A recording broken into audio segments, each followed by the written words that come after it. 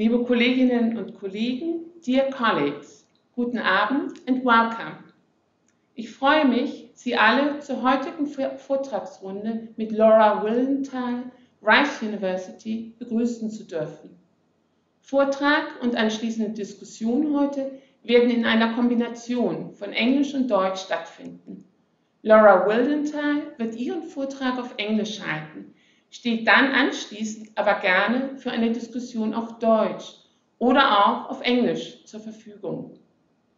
Diesem kombinierten Format entsprechend und auch, um die Kolleginnen mit einzubeziehen, die sich aus dem Ausland dazuschalten, werde ich Laura Wildenthal nun auch auf Englisch einführen.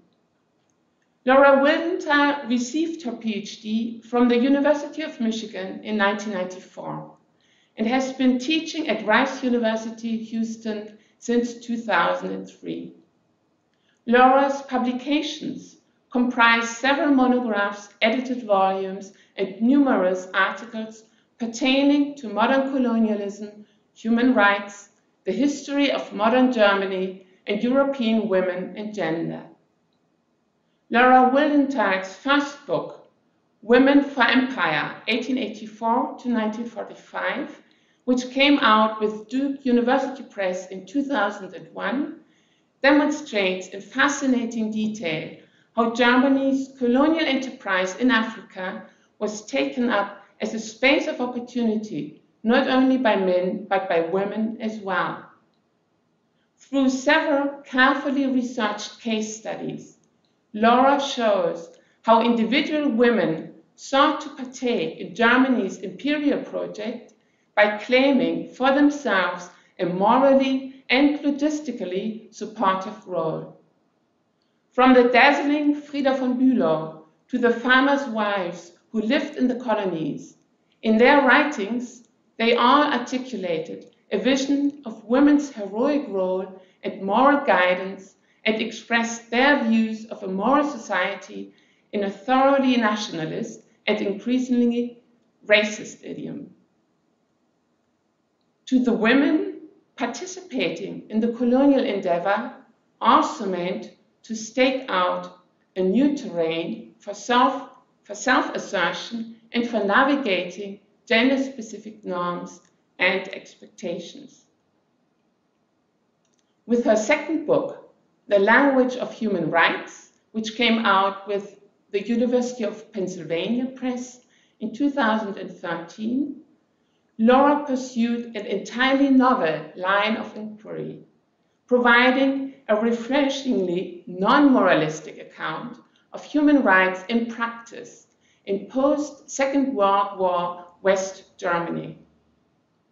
As a political language, Wildenthal argued, human rights and the set of legal norms they presume are open to interpretation by a range of actors.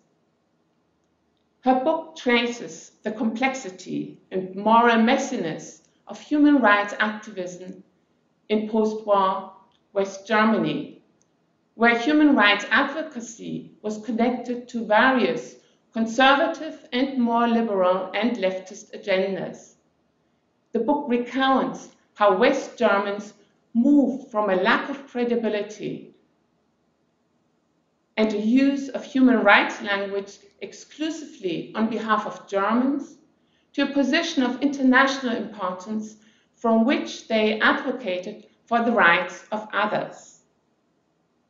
In today's lecture, Laura will be drawing on her analysis in both books to provide what seems a very unique perspective on questions of belonging and identity discourses in the German colonial empire and in Germany's subsequent engagement with the wider world. And with this, I will turn over the floor to Laura Wildenthal. Laura, the floor is yours.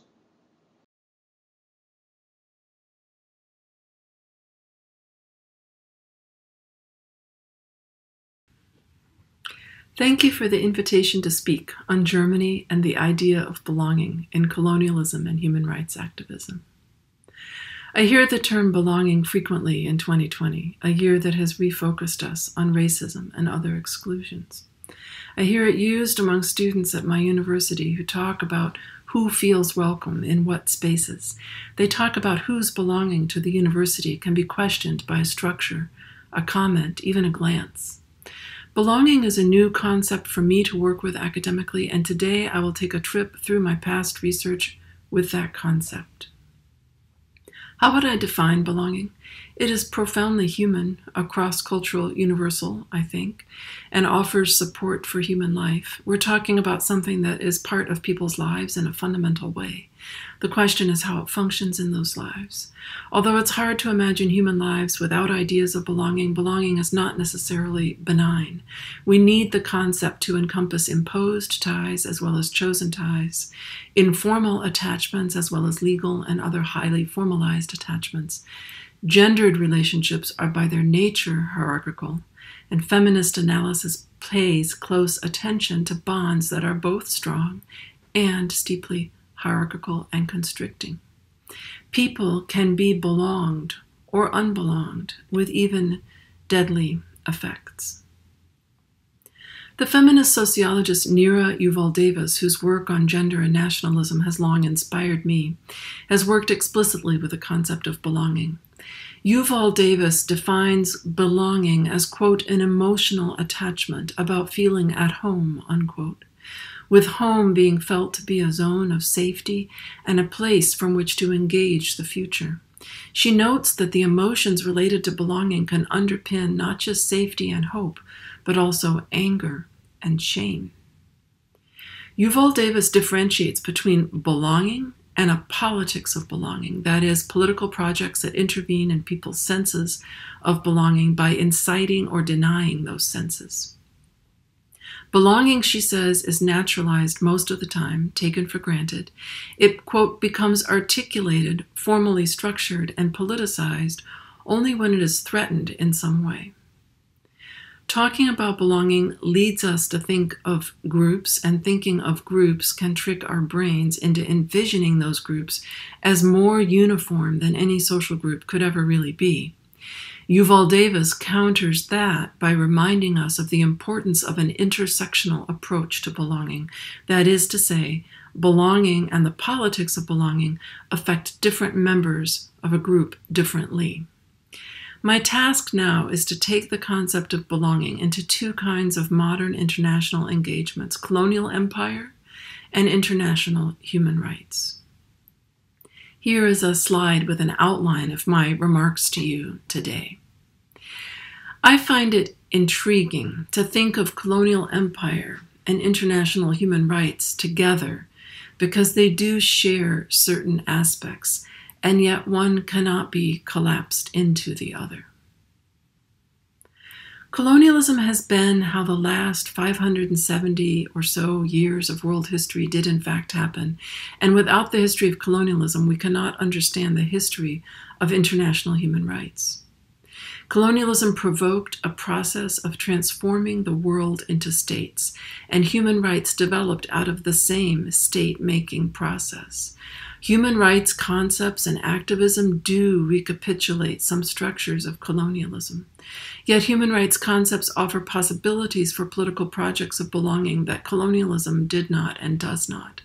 The possibilities for human rights are by no means exhausted, and they are thoroughly woven into international engagements today. I don't mean that human rights are respected. We know that they are not across the board.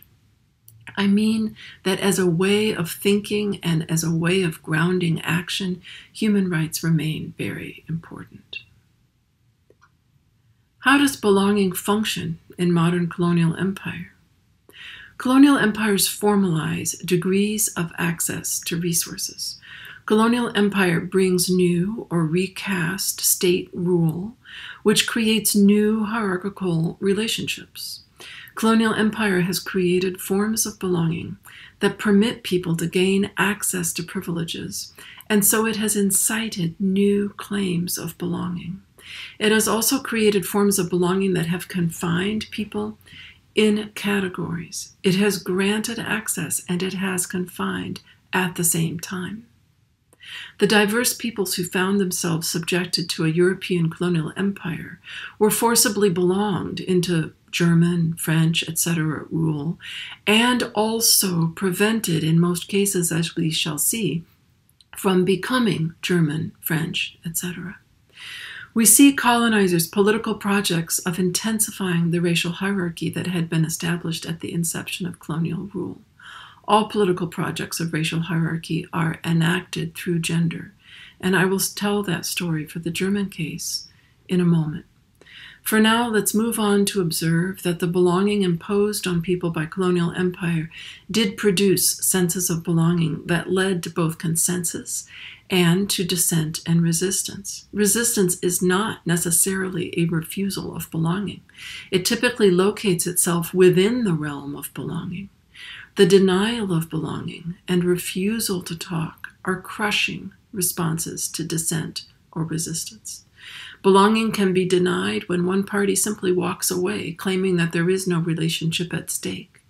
Today, a former colonial metropole can forget or not know. A former colony typically does not have that luxury. The recent conference, Colonialism as Shared History, Past, Present, and Future, organized by Bettina Brockmeyer, Rebecca Habermas, and Ulrike Lindner, spoke to this issue. Belonging may be denied when it could finally be helpful, and history is then distorted and silenced. How does belonging function in international human rights? The commitment to continue talking together is fundamental to international relations, including international human rights. International human rights presumes a network of states that recognize each other, seek respect from each other, and commit to responding to each other. These are the so-called civilized states in the imperial language of traditional international law. States have been interested in belonging to this network, and whatever else civilized might mean, these states have also been the ones that were militarily strong enough to compel respect and acceptance in the network.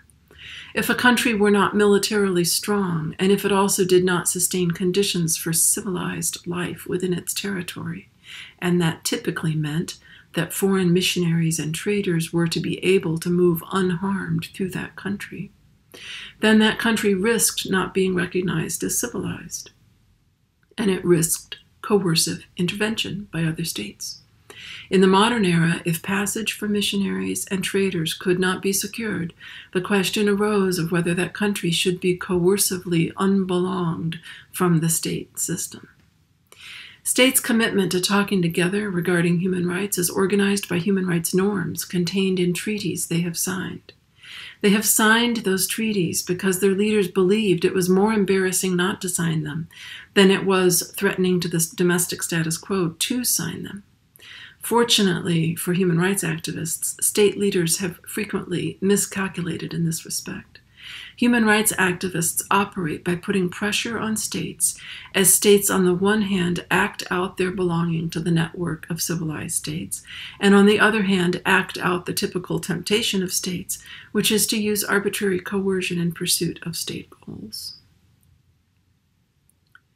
The human rights norms in treaties mark the minimum degree of consensus among states. States converse about those norms on occasions specified by treaty. These conversations take the form of disagreeing about how to interpret the norms. Therefore, the conversations look like they are going badly, and they often are going badly, but they are still conversations.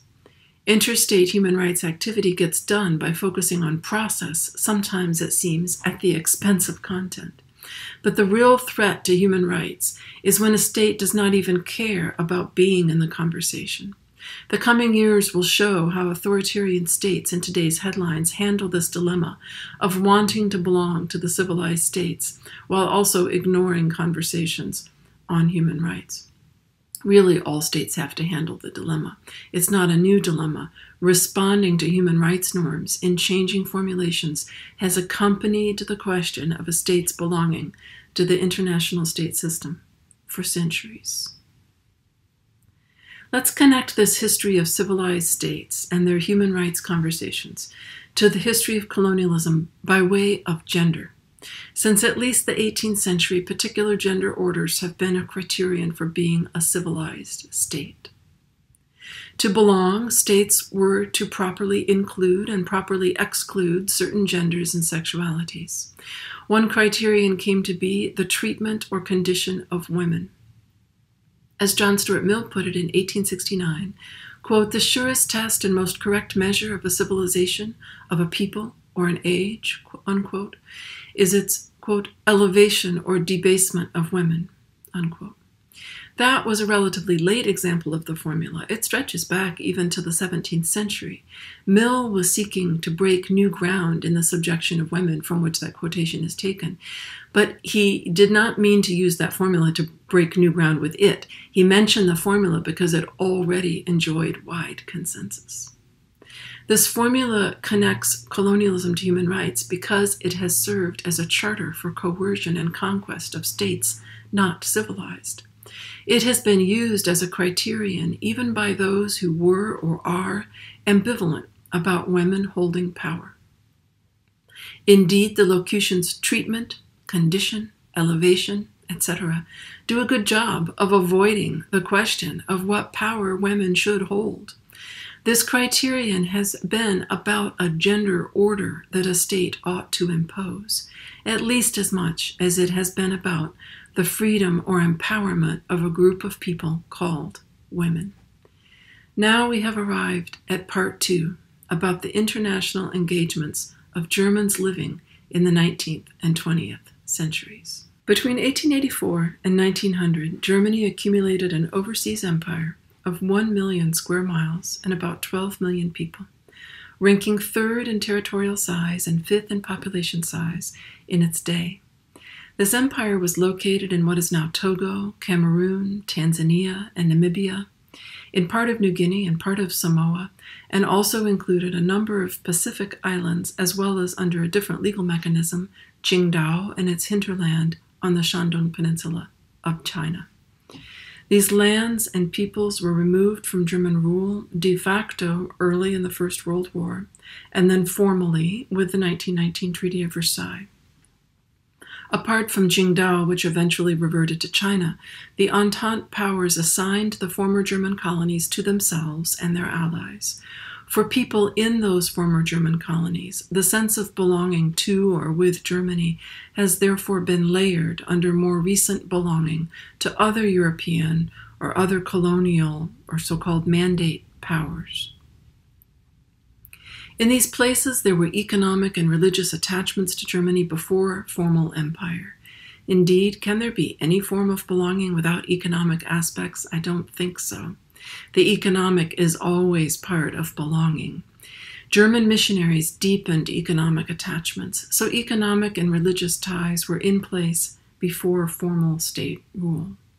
But formal colonial rule did mark a new era. It brought access to goods and services of the state, military support, and allocations of funds.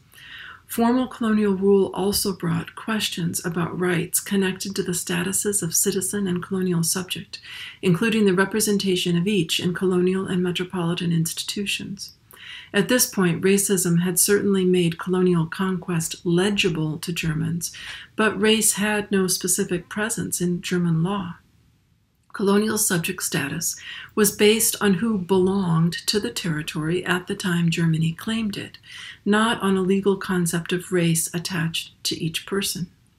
If someone lived in the colony at the advent of German rule and held no citizenship or subject status in another state, then that person was a German colonial subject. Colonial subjects were people who had little beyond that legal status in common. My history of German women's attachments to Germany's colonial empire opens at that moment of formal colonial rule. Colonial empire incited new claims of belonging from middle-class German women. They were interested in a wide range of pro-colonial activities. These included support for missionaries, aid to German soldiers, patriotic investing, medical practice, scientific activity, relocating to the colony as a settler, and probably the most popular of all was being an armchair colonist in Germany envisioning German cultural renewal. These are aspirations that German women expressed, but let's recall that women in Germany in the 1880s could not vote or hold office. They could not attend university to become scientists, doctors, or colonial civil servants, and they seldom controlled significant investment capital. German women were unable to participate on equitable terms in Germany or in any German colony. In the colonies, employment favored German men, other European men, or else men and women who were colonial subjects or were immigrants who from places other than Germany, who did such labor as building railroads, farm labor, cooking, providing sexual services, etc. They included Italians or Syrians, for example, as well as indigenous people and people from other nearby places. For example, U.S. Americans were a presence in German Samoa, and Cape Colony people, both white and of color, were present in German Southwest Africa. No one was recruiting middle-class German women for colonial employment. The economic attachments were missing. A number of German men lived well enough without German women in the colonies, forming families, marital or not, with local women and sometimes gaining access thereby to land and trade.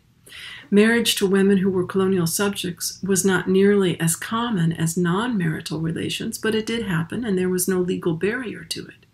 A woman became a German citizen upon marriage to a German man, and their children were German citizens too. Colonial empire was important to German women, but German women were not important to the German men who dominated that empire. How did pro-colonial German women change that? Their most successful strategy was racialization. Pro-colonial German women claimed primacy for race. They invoked race as a natural form of belonging prior to and more real than any legal or voluntary belonging. Race, whiteness, Germanness, these were forms of expertise for which one did not need to hold political rights or university degrees. Then they gendered race. They claimed race was a civilizational project requiring gender complementarity, the cooperation of German women with men. As one feminist onlooker in Munich, Ika Freudenberg, put it, quote, "Race means both sexes, and it has to mean both because it needs both for its purposes," unquote. Of course, more white German babies in the colonies were one of these purposes, but as with all eugenic arguments, quality mattered as much as quantity. The German woman was not just to be the sexual partner of the German man, but also the cultural, economic, and political partner. Freudenberg and others were drawing attention to the importance of gender complementarity in the entire project of German civilization. Race was a powerful language with which to argue for inclusion in the German colonial project. These women invoked an alternative polity behind the real existing Germany, one where middle-class women were fully needed and fully belonged.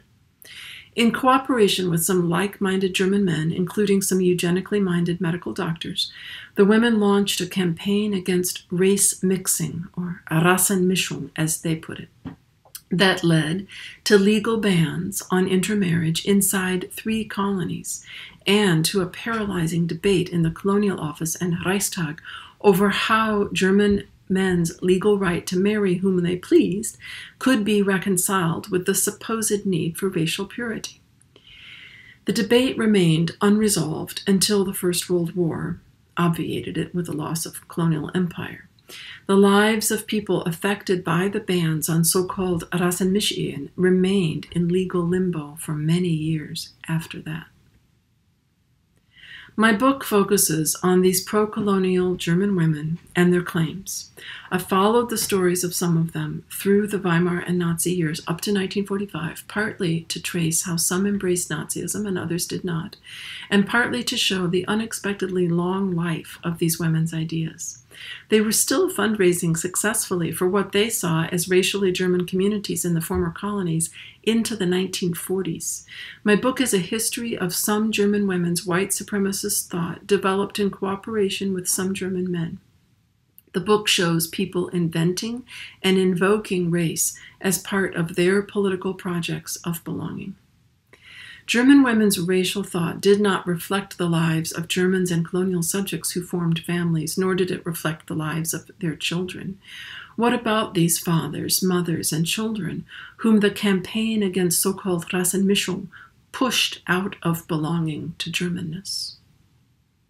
To broaden our view with a quick comparison, I want to turn to a history of racial classification set in the French colonial empire. Empire's Children by Emmanuel Sada focuses on the law of filiation, that is, the legal establishment of a child's belonging to its father. Sada traces the emergence of an inclusive racism, her phrase, in the French law of filiation. Indochina figures prominently in her story, but she also draws on several other French colonies and départements, such as Senegal, Madagascar, New Caledonia, Martinique, and Guadeloupe. The key moment in her story was 1928. Before that time, the legal situation was similar to that of the early years of the German colonial empire. People were either citizens or they were colonial subjects. Race was not mentioned in law, and whatever people meant when they talked about race was not relevant to legally determining a person's status as a citizen or colonial subject. There were children recognized by their French fathers, and those children were citizens. And there were many more children not recognized by their French fathers, and those children were colonial subjects. A French father's word was decisive. Colonial subjects, notably the mothers of these children, were barred from recognizing children in ways that led to French citizenship. In 1928, a decree effective for Indochina declared children to be French citizens if parents were unknown, yet the child was known to be Métis. It's an interesting puzzle right there. Parents unknown, but child known to be Métis. That is, a colonial subject with any knowable degree of French race, in any admixture with any other race or a colonized race specifically, this child was to be a French citizen. The decree was felt necessary in order, quote, not to lose one drop of national blood, unquote, as a scholarly commentator at the time put it. Concerns that lay behind this legal innovation of inclusive racism, quote unquote, that's Sada's phrase, included accusations that French fathers in Indochina were being both neglectful and overly solicitous of children, that they were neglecting their biological offspring and thereby burdening charities, and that French men were fraudulently claiming paternity of children they did not, in fact, father. In other words, that they were using the system for claiming paternity as a general adoption system. What was the evidence of belonging to the French race? Sada notes that the state applied biological and social and cultural definitions of the French race, using these definitions together. Phenotype was the point of reference for biology, and class-specific norms of language and upbringing were points of reference for social and cultural Frenchness. After 1928, that decree led to similar rulings elsewhere in the French colonial empire. Sada shows a broader trend toward state control of paternity and toward the racialization of citizenship, pushing aside the French father's older prerogative of determining the citizenship of his family, be it marital or not. Filiation in colonial contexts, Sada argues, revealed the underlying mechanisms of filiation and citizenship in France. Rather than being French because a male French citizen's act of will, his paternal recognition, made one so, one belonged first to a race and was thereby a citizen. It was an inclusive racism, but it was still a racism. The 1928 decree introduced race into French law. German bans on colonial intermarriage at the level of 3 colonies, decreed in 1905, 1906, and 1912, had tried to introduce race into law, but those bans were never legally affirmed inside Germany. The 1935 Nuremberg laws were the first racialization of German citizenship law. Earlier, I discussed belonging and international relations, international law, and international human rights norms. I now want to turn to belonging in the context of human rights activism. Belonging is powerful for thinking historically about that activism. I recently saw confirmation for this in a new book by historian of human rights Tom Buchanan, Amnesty International and Human Rights in Post-War Britain, 1945 to 1977. Amnesty International is probably the most identified with the idea of human rights activism as selfless action for distant others. The identity of the activist is not supposed to be important on this model. Activism in support of people affected by violations is everything. Those people may have almost nothing in common with the activist. This idea is important because downplaying political or other interests of human rights activists has been important for distinguishing human rights activism from politics as usual. What Buchanan found for the origins of Amnesty International in Britain, and what I found for the origins of Amnesty International and other human rights organizations in West Germany, and presented in my book, The Language of Human Rights in West Germany, was that local context, belonging, has been everything when it comes to launching people into human rights activism. People did not start out selflessly working on behalf of distant others, even if they later did find themselves doing that. Human rights activists' local political environments, the domestic situation in their own country, moved them to act in the arena of international human rights. For example, a West German activist might espouse the cause of prisoners in apartheid-era South Africa, but would give the reason for becoming engaged in that work as concern for civil liberties in Adenauer's Germany. Inspiring abstractions are important, but I've found that people concretize abstractions from where they stand. They transpose their belonging in one context into mobilization in another context. My other main finding is also related to belonging. The West German human rights activists I studied were continually grappling with the distinction between Germans and non-Germans. Their distinction, not mine. I'd say sometimes it's easy to distinguish who is German from who is not German, sometimes not. Sometimes making that distinction unbelongs some people from the German category whose belonging there gets questioned enough as it is. Jewish Germans, Muslim Germans, Germans of color, for example. So I'm not necessarily comfortable with that distinction, but I can confirm that the German-non-German distinction never stopped being important for West German human rights activists. Some considered it important that they were Germans acting to oppose violations harming non-Germans. Others considered it important that they were Germans acting to oppose violations done to fellow Germans. Some activists did refuse to stay on one side of that divide, and they faced controversy over that. In West Germany, it mattered a lot whether one worked in support of German or non-German sufferers of human rights violations. This is not at all surprising given the Nazi past.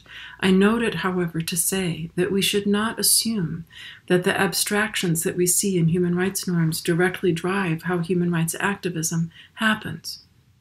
We should look to questions of belonging first. I found 4 main kinds of mobilizations in West Germany that labeled themselves and were received as human rights activism. In other words, these are the concrete activities to which West Germans attached the abstraction human rights. First, defending non-Germans and those rendered non-German by the Nazi regime. Holding ex-Nazis accountable, educating West Germans about the history of Nazism. Second, opposing communism. This was a concern that could relate to defending Germans or could relate to defending non-Germans, and more rarely, both. Third, defending ethnic German expellees in West Germany as sufferers of human rights violations committed by all the Allies, communist or not. The UN had excluded these expellee Germans from its definition of refugee, leaving the field open to West German legal experts and civil society organizations. And the expellee issue did turn out to be a motor for the development of West German international law expertise on asylum and statelessness. Fourth, defending people culturally and often geographically distant from Germans, notably indigenous and insurgent peoples of the Americas, Africa, and Asia. Note that the first three of these, anti-Nazi education, anti-communism, and expellees, all intimately involved Germans themselves, and they all emerged in the same immediate post-war moment. The fourth of these is probably the most familiar form of human rights activism to us, human rights activism on the Amnesty International type model. However, it did emerge latest in West Germany, typically around 1970. Admittedly, West German Amnesty, the chapter in West Germany of Amnesty International was founded in 1961, but it was very, very tiny. It really only hit its stride between 1968 and 1970. There was overlap between those involved in the first and fourth types, anti-Nazi education, for example, and defending distant others.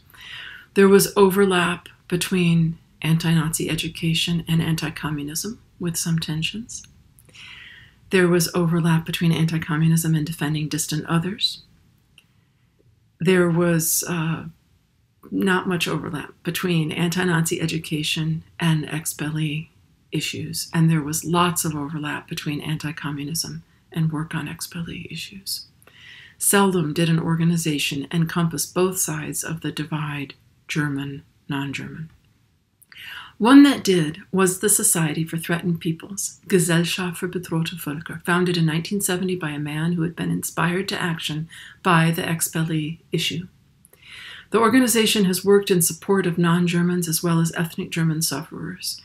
An early contact in my research, who herself had focused on anti-Nazi education, asked me, she said, "Do you think they are a genuine human rights organization?" Her question led me down the path of examining what genuineness and fakeness could mean and why. Another very different case is Terre des Femmes, which has tackled a different kind of belonging to women. Terre des Femmes, founded in 1981, has taken as its principle that women are the most disadvantaged people everywhere, both in Germany and in the third world, or two-thirds world. It has worked on a wide range of issues related to sexism, from labor exploitation of immigrant women, to domestic violence, to sex tourism, to female genital cutting or clitoridectomy. Their activism against female genital cutting led to criticism inside and outside their organization for exoticizing other women's bodies and for what was seen as the racism of imperial feminist efforts at rescue. At the same time, female genital cutting was the most effective fundraising issue for the organization. Members held intensive internal discussions on ethnocentrism and racism and decided that the solution was to maintain a careful parallelism between sites in Germany and sites in Africa, Asia, and the Americas. They were particularly focused on Central America and Chile, emphasizing the similarities among what women faced in these different locations. Terre des Femmes has done two things that are thought-provoking with respect to belonging. They defended German women as victims of human rights violations, but as women, not as Germans. And secondly, what made women a group in their analysis across women's many differences were issues of the body, especially the body in relationship to violence and in relationship to sexual pleasure or the denial of sexual pleasure. Terre des Femmes has mobilized the identity of belonging to women, a category defined by the vulnerable female body. Belonging to the category women is by and large an imposed belonging, not a voluntary one. The feminist politics of belonging of Terre des Femmes invites voluntary belonging in a political project of confronting the devaluing of women. We now come to part 4, the conclusion, where I recapitulate key points. Colonial empire, in the German case, incited claims of belonging from German women. These women, dismayed at their exclusion from empire, invoked race as a polity in which they had a necessary, irreplaceable role. They helped bring about 3 colony-level decrees against marriage between Germans and colonial subjects, and while German law did not fully recognize these decrees, they were widely recognized in social practice in the colonies, serving to unbelong families that did not fit colonialist Germans' idea of white Germanness. Colonial empire in the French case also shows efforts to limit French men's power to determine citizenship of their children. Emmanuelle Sada finds increasing state interference in paternal power over filiation, and she finds the introduction of race into law in 1928. Here, outcomes varied regarding which children of what appearance or behavior ended up on which side of the citizenship divide, but a linkage between race and citizenship was established. West German human rights activism, probably like human rights activism elsewhere, was motivated by a sense of belonging to one's home society, including internal critiques of that home society, and this was true even when the specific goals of the activism concerned distant others. Activists used the distinction of German, non-German as a way to evaluate the credibility of each other. It has been difficult to set aside the German, non-German distinction and claim to seek to serve simply humans. That is not surprising, but it reminds us that human rights is a profoundly ahistorical language, and so fits only with difficulty in a society like West Germany with intensely historical consciousness and politics.